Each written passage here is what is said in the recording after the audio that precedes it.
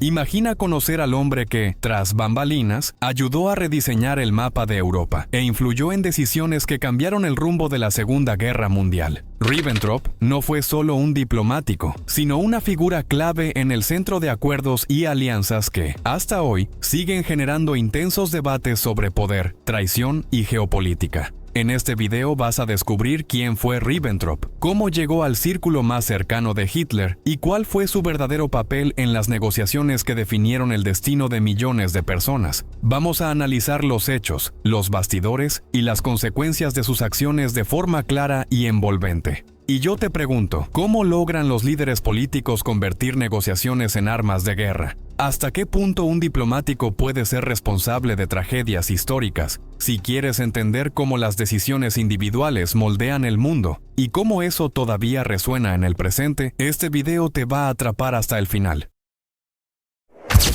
Joachim von Ribbentrop nació el 30 de abril de 1893 en la ciudad de Wesel, ubicada en la provincia de Renania, en el Imperio Alemán. Era hijo de Richard Ribbentrop, un oficial del ejército imperial, lo que lo insertó desde cedo en el ambiente típico de la burocracia y el servicio militar. Durante su infancia vivió en varias ciudades alemanas debido a las constantes transferencias de su padre. En 1910 se mudó a Kassel, donde terminó sus estudios secundarios. En lugar de seguir una formación académica, buscó experiencias prácticas fuera de Alemania. Entre 1910 y 1914, Ribbentrop vivió en países como el Reino Unido, Estados Unidos y Canadá, dedicándose a diversas actividades comerciales. Trabajó con exportación de hielo, comercio de vinos e incluso en el sector ferroviario canadiense, principalmente en Montreal. Durante estas experiencias aprendió inglés y francés, además de establecer contactos con empresarios europeos.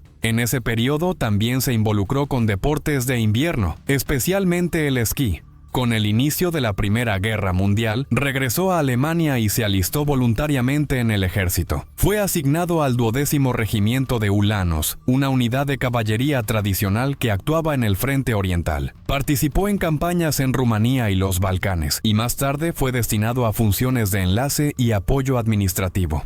Recibió la Cruz de Hierro de segunda clase, una condecoración militar común entre los combatientes. En los últimos años de la guerra, trabajó en puestos de retaguardia y participó en misiones de comunicación entre mandos militares y autoridades civiles en regiones aliadas. Prestó servicio en ciudades como Estambul y Sofía, donde tuvo contacto con representantes extranjeros. Tras regresar a Alemania en 1919, Ribbentrop se estableció en Berlín, en un contexto de profunda crisis económica e inestabilidad política. Aprovechando su experiencia en el comercio internacional, fundó una empresa dedicada a la importación y distribución de vinos y champañas. Su actuación en el sector de artículos de lujo, incluso en tiempos de escasez, le permitió establecer conexiones con proveedores franceses y clientes de alto poder adquisitivo. Su dominio de idiomas y soltura en el trato con extranjeros facilitaron las negociaciones. En 1920, Ribbentrop se casó con Annelies Henkel, hija de Otto Henkel, propietario de una de las mayores productoras de espumantes de Europa. La unión representó más que un vínculo familiar. Lo insertó directamente en uno de los círculos industriales más influyentes de la Alemania de Weimar. La empresa Henkel ya contaba con redes comerciales consolidadas, lo que amplió el alcance de la firma de Ribbentrop. Además, el matrimonio reforzó su entrada en ambientes sociales frecuentados por banqueros, industriales y diplomáticos retirados. El capital social adquirido fue decisivo para sus pasos futuros. Durante los años 20, la empresa de Ribbentrop diversificó sus actividades, incluyendo la representación de marcas extranjeras y consultoría en acuerdos comerciales. Su presencia constante en recepciones, cenas y eventos empresariales consolidó su imagen como un comerciante bien relacionado. También comenzó a frecuentar círculos monárquicos y nacionalistas, aunque aún sin afiliación política formal. Cultivaba una apariencia refinada, con gusto por los trajes elegantes y modales ceremoniosos. A pesar de su perfil social en ascenso, Ribbentrop mantenía una postura discreta respecto a las disputas partidarias de la República de Weimar. Su interés político tomó forma solo hacia finales de la década, a medida que los grupos nacionalistas ganaban fuerza. Ya mostraba simpatía por figuras de la derecha radical y se acercaba a grupos vinculados al revanchismo alemán. En 1932, Joachim von Ribbentrop se afilió al partido nazi, NSDAP, en un momento en que el movimiento ya disputaba posiciones centrales en la política alemana. Su afiliación coincidió con la búsqueda del partido de figuras, con acceso a la élite económica y buena imagen pública. Ribbentrop fue rápidamente notado por Hitler, quien valoraba su fluidez en idiomas y su apariencia distinguida. Su pasado en el comercio y sus contactos en el extranjero pasaron a ser vistos como activos estratégicos. La relación entre ambos se estrechó a través de reuniones privadas, al margen de las estructuras partidarias tradicionales. Al año siguiente, ya con los nazis en el poder, Ribbentrop se incorporó a las SS, el brazo paramilitar de élite del régimen. Recibió el rango de Standartenführer, equivalente a coronel, sin haber pasado por entrenamiento militar específico. Aún en 1933, comenzó a organizar una oficina informal de asuntos exteriores, directamente ligada al Führer. La Dienststelle fue creada con un equipo reducido, compuesto por asesores personales, intérpretes y consultores jurídicos. Instalada en Berlín, esta oficina se encargaba de los contactos con representantes extranjeros y de tratar acuerdos económicos y políticos en nombre del canciller. Entre sus primeras acciones, destacó su participación en negociaciones comerciales con Hungría y contactos informales con el Reino Unido.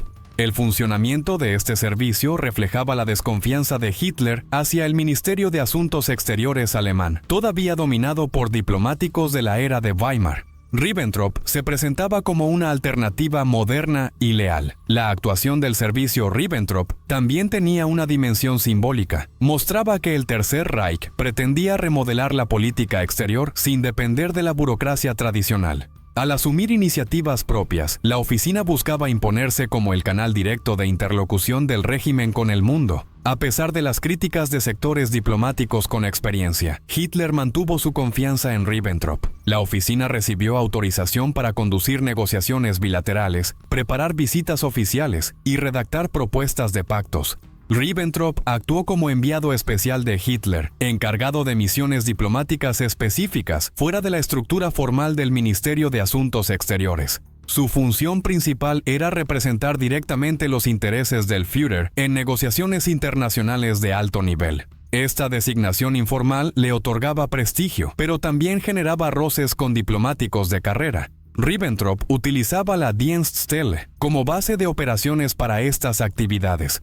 Su acceso directo a Hitler le confería una autoridad que superaba las jerarquías convencionales del Estado. Uno de los primeros hitos de su actuación fue la mediación que culminó en el Acuerdo Naval Anglo-Alemán, firmado el 18 de junio de 1935. Las negociaciones se llevaron a cabo en Londres, con Ribbentrop como principal negociador del lado alemán.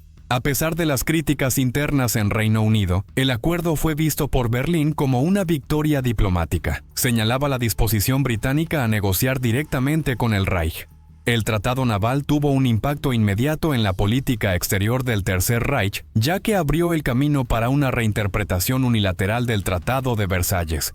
Ribbentrop pasó a ser considerado el arquitecto de una estrategia que buscaba dividir a las potencias occidentales y legitimar el rearme alemán. A nivel interno, fortaleció su posición ante Hitler y aumentó su autonomía diplomática. Sus informes y análisis comenzaron a circular con mayor frecuencia entre la alta cúpula nazi. Paralelamente, Ribbentrop participó en la formulación del Pacto Anticomintern, firmado entre Alemania y Japón, en noviembre de 1936.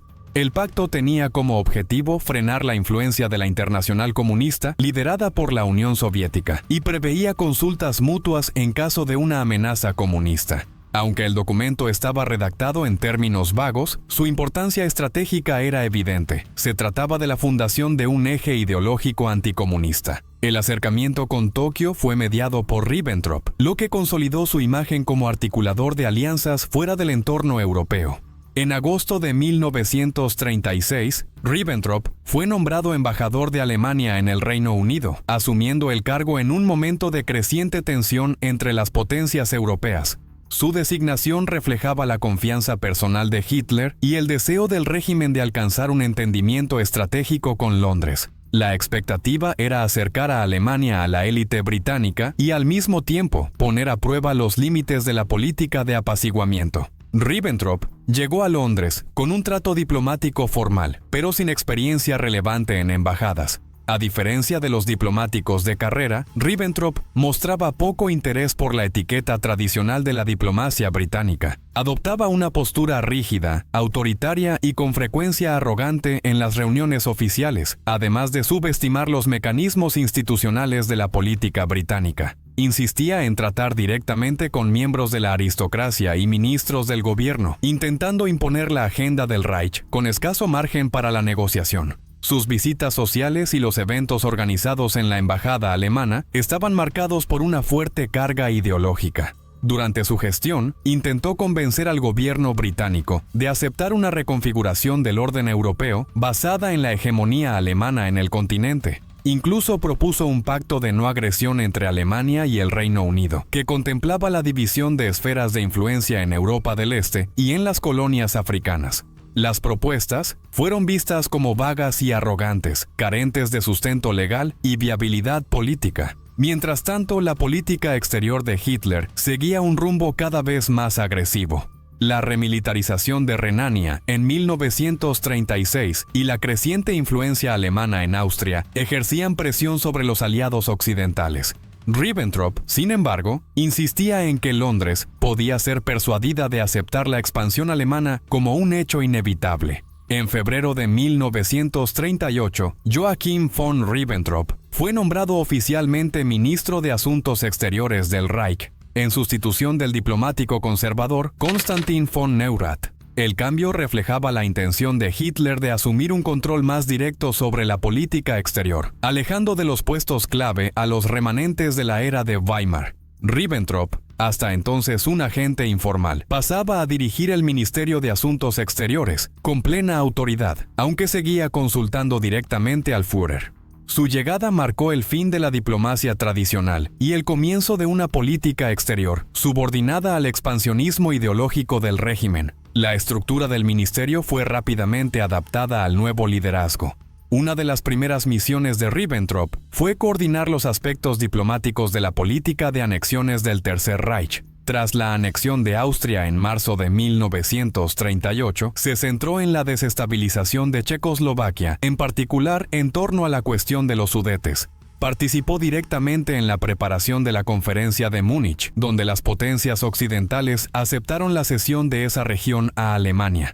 Aunque la negociación formal estuvo a cargo de Hitler, Ribbentrop actuó en los bastidores y garantizó la logística diplomática necesaria. Después de Múnich, Ribbentrop contribuyó activamente a la progresiva destrucción de Checoslovaquia como Estado soberano. En marzo de 1939, Alemania ocupó Bohemia y Moravia, estableciendo un protectorado bajo control directo del Reich. La medida violaba los acuerdos de Múnich y evidenciaba la falta de compromiso del régimen con cualquier forma de estabilidad negociada. El ministerio dirigido por Ribbentrop justificó la acción como una supuesta respuesta a una crisis interna checa.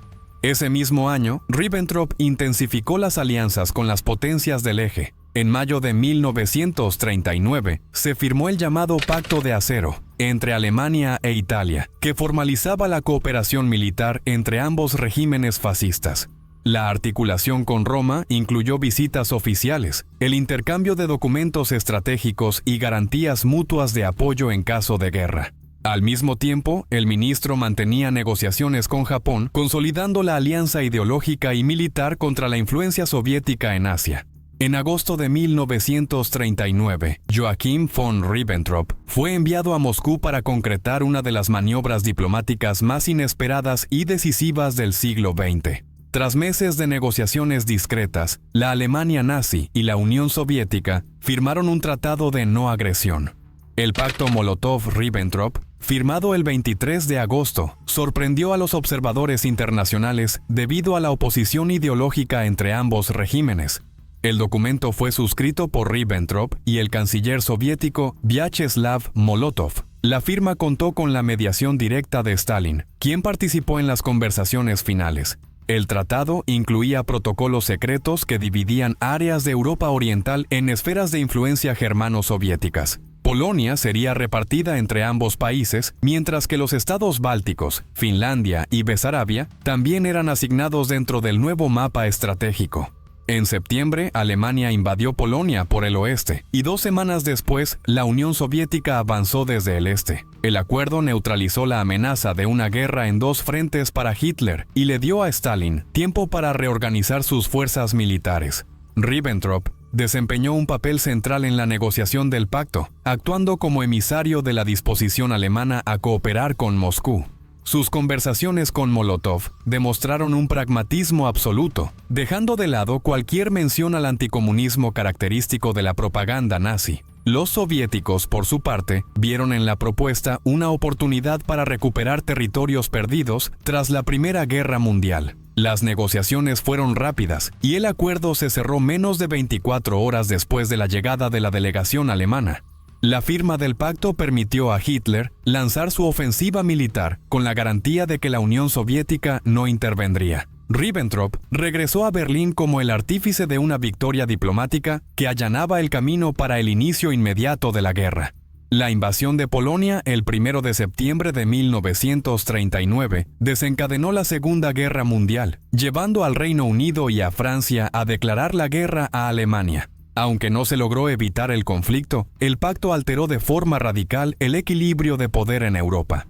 Con el inicio de la guerra, el Ministerio de Asuntos Exteriores pasó a desempeñar funciones alineadas con la lógica militar del régimen nazi. Bajo el mando de Ribbentrop, el organismo dejó de lado la negociación convencional y adoptó una postura de imposición unilateral hacia los estados aliados y satélites. Países como Hungría, Rumanía, Eslovaquia e Italia fueron presionados para cooperar militar y políticamente con el Tercer Reich. La diplomacia se convirtió en un instrumento de coerción, con amenazas veladas y chantajes en reuniones formales. La autoridad de Ribbentrop creció a medida que las victorias alemanas se acumulaban. El ministerio comenzó a centralizar la política exterior del Reich en torno a objetivos de guerra, exigiendo obediencia incondicional de los gobiernos subordinados. La actuación en la Francia de Vichy, por ejemplo, incluyó el monitoreo de decisiones internas e influencia directa en nombramientos políticos. En regiones ocupadas, los embajadores alemanes actuaban como supervisores del régimen local, transmitiendo órdenes directamente desde la Cancillería nazi. A partir de 1941, con la intensificación de las políticas antisemitas, el Ministerio de Asuntos Exteriores pasó a colaborar activamente con las SS en la llamada cuestión judía. Se enviaron instrucciones oficiales a las representaciones diplomáticas para apoyar las deportaciones e identificar comunidades judías bajo jurisdicción extranjera. Las legaciones alemanas en países del eje o neutrales, como Eslovaquia y Croacia, participaron en la organización logística de las entregas a la Gestapo. Documentos de la época muestran que embajadores y cónsules informaban a Berlín sobre el número de judíos entregados a las autoridades nazis. En ciertos casos, los diplomáticos presionaron a gobiernos locales para que adoptaran leyes antijudías compatibles con los decretos del Reich. La política exterior comenzó a incorporar cláusulas raciales y criterios ideológicos en las relaciones bilaterales. Los países que dudaban en cooperar con la solución final enfrentaban amenazas de represalias políticas o económicas. A partir de 1943, el escenario militar cambió drásticamente para el Tercer Reich, marcando el inicio del declive de la influencia de Ribbentrop dentro del régimen. Derrotas como la de Stalingrado y la retirada del norte de África debilitaron la posición de los diplomáticos en favor de los mandos militares y de los líderes de las SS. Internamente, el Ministerio de Asuntos Exteriores fue progresivamente marginado por figuras como Heinrich Himmler, Joseph Goebbels y Martin Bormann. La conexión directa de Hitler con estos hombres redujo el margen de maniobra autónoma de Ribbentrop. Su figura se volvió cada vez más decorativa. A pesar de esta pérdida de poder político, Ribbentrop continuó liderando iniciativas para intentar dividir la alianza entre Estados Unidos, Reino Unido y la Unión Soviética.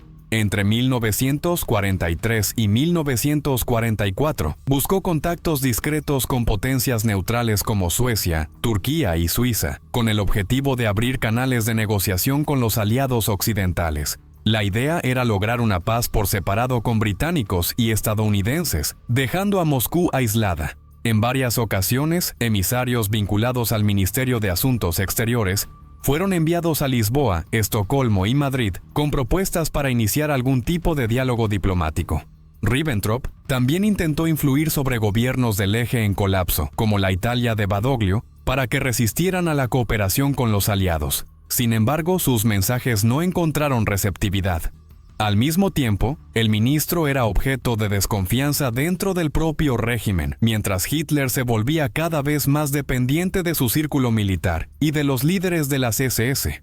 Con el avance de las fuerzas soviéticas sobre Berlín, Ribbentrop abandonó la capital poco antes del cerco final, evitando permanecer en el búnker de la Cancillería. A diferencia de otros miembros de la cúpula nazi que permanecieron con Hitler hasta el final, optó por trasladarse al norte de Alemania. Su destino fue Flensburg, donde se estaba formando un gobierno provisional bajo el liderazgo del almirante Karl Dönitz. Sin embargo, su presencia en Flensburg fue recibida con reservas por la nueva dirección, que consideraba que su papel político ya estaba agotado y que no tenía utilidad en el nuevo contexto. Dönitz y sus asesores, tanto civiles como militares, estaban más enfocados en los aspectos logísticos de la rendición y en la evacuación de civiles. Ribbentrop fue dejado al margen de las decisiones y no recibió ninguna función formal dentro del gobierno. Sus intentos de intervenir en asuntos diplomáticos fueron ignorados. Durante las últimas semanas del Reich, Ribbentrop continuó emitiendo memorandos y propuestas, insistiendo en estrategias diplomáticas completamente irreales. Incluso llegó a sugerir contactos con representantes británicos para abrir una vía de diálogo separada, a pesar del colapso total del frente alemán. Estas iniciativas fueron vistas por sus colegas como fuera de lugar, y ninguna fue llevada a cabo. A medida que las fuerzas aliadas avanzaban, la estructura administrativa de Flensburg se volvía insostenible. La prioridad del momento era evitar el caos absoluto y facilitar una rendición ordenada. El 14 de mayo de 1945, los británicos desmantelaron el gobierno de Flensburg y comenzaron a detener sistemáticamente a sus miembros. Joachim von Ribbentrop fue capturado el 14 de junio, tras ser localizado en Hamburgo, donde vivía con una identidad falsa e intentaba mantenerse oculto. En el momento de su arresto, llevaba consigo documentos y anotaciones con posibles líneas de defensa jurídica, lo que sugiere que ya se preparaba para responder por sus acciones. Fue entregado a las autoridades militares británicas y trasladado a centros de detención aliados para ser interrogado. Joachim von Ribbentrop fue uno de los 24 principales acusados llevados ante el Tribunal Militar Internacional de Nuremberg, inaugurado en noviembre de 1945. Fue acusado de 4 cargos principales: conspiración contra la paz, planificación de guerras de agresión, crímenes de guerra y crímenes contra la humanidad. Su papel como ministro de Asuntos Exteriores fue examinado en detalle, especialmente en lo relacionado con la preparación de pactos que facilitaron invasiones y con su complicidad diplomática en la deportación de poblaciones civiles. La Fiscalía presentó pruebas documentales, incluyendo órdenes firmadas por él e informes diplomáticos. Durante los interrogatorios y audiencias, Ribbentrop adoptó una postura defensiva, alegando que solo cumplía la voluntad de Hitler. Insistió en que sus esfuerzos estaban dirigidos a preservar la paz mediante acuerdos diplomáticos y no a provocar conflictos. Afirmó desconocer el contenido de los protocolos secretos del pacto con la URSS, así como las operaciones de exterminio llevadas a cabo por las SS. Sin embargo, los documentos presentados demostraron su participación activa en la imposición de políticas antisemitas en países aliados y en la legitimación de actos de agresión militar. La Fiscalía subrayó que Ribbentrop no se limitaba a transmitir órdenes, sino que también diseñaba estrategias diplomáticas que facilitaban acciones ilegales. Su papel en la marginación de la diplomacia tradicional y en la construcción de una política exterior subordinada a la ideología nazi fue considerado esencial para la maquinaria de guerra del régimen. También se le responsabilizó de presionar directamente a gobiernos extranjeros para que entregaran judíos destinados a la deportación. Los registros de comunicación entre el Ministerio de Asuntos Exteriores y las autoridades de las SS fueron clave para demostrar su implicación directa. La acusación lo presentó como el arquitecto del expansionismo destructivo del Reich. A lo largo del juicio, Ribbentrop mantuvo un discurso de victimismo personal y negó toda responsabilidad moral. Se mostró frío y rígido, incluso ante los testimonios de víctimas del régimen. En sus últimas declaraciones reafirmó su lealtad a Hitler y rechazó al tribunal, al que calificó como un instrumento de propaganda de los vencedores. En octubre de 1946 fue declarado culpable de todos los cargos principales. Fue condenado a muerte por ahorcamiento, siendo el primero en la lista de ejecuciones. La sentencia se ejecutó en la madrugada del 16 de octubre en la prisión de Landsberg, junto a otros líderes nazis condenados. El legado de Ribbentrop desafía las visiones simplistas sobre el funcionamiento del nazismo, evidenciando cómo la diplomacia fue integrada plenamente en el proyecto totalitario, con conciencia clara de sus fines. Su actuación demuestra que la construcción de alianzas, la manipulación legal y el uso del lenguaje internacional también pueden ser herramientas al servicio de la violencia a gran escala. El nombre de Ribbentrop se ha convertido en sinónimo de una diplomacia puesta al servicio de la guerra y del genocidio. Su memoria permanece como advertencia. La formalidad de un cargo no exime la responsabilidad por sus consecuencias históricas. Joachim von Ribbentrop ¿fue solo un burócrata ambicioso arrastrado por la maquinaria de un régimen brutal? ¿O fue realmente un agente activo de la destrucción que ayudó a moldear el curso de la Segunda Guerra Mundial? Su figura nos obliga a repensar los límites entre obediencia y responsabilidad en tiempos de totalitarismo. ¿Y tú? ¿Crees que fue solo un peón en manos de Hitler o un arquitecto consciente del terror? Deja tu opinión en los comentarios. El debate histórico empieza por ahí. Si te gustó este análisis profundo y sin filtro sobre la historia, suscríbete al canal y activa las notificaciones. En cada nuevo video, revelamos las capas menos conocidas de los personajes y decisiones que cambiaron el mundo. No seguirnos es dejar pasar detalles clave para entender el presente. Y aquí, cada detalle importa.